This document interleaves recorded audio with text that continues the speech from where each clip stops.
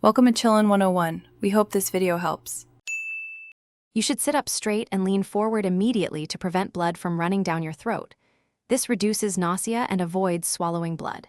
Next, pinch the soft part of your nose just below the bony bridge using your thumb and index finger and hold continuously for 10 minutes. Timing matters because uninterrupted pressure allows clot formation. While you pinch, breathe through your mouth and place a cold pack on the nose bridge to constrict vessels and slow bleeding. Once initial pressure is applied, make sure you maintain steady, firm compression for the full 10 minutes without checking. Interrupting restarts bleeding.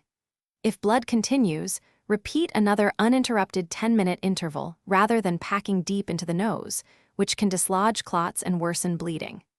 Use sterile gauze at the nostril opening only, and after bleeding stops, resist blowing, sniffing, or strenuous activity for 24 hours to protect the new clot and prevent recurrence. You should remain upright with head elevated after bleeding stops and avoid aspirin or NSAID for 48 hours because they impair clotting. This helps the site heal. If bleeding continues beyond 30 minutes of firm pressure, or if you're losing a lot of blood, seek emergency care immediately so clinicians can apply cautery or nasal packing. If nosebleeds recur, make sure to see your clinician for evaluation for structural issues or bleeding disorders.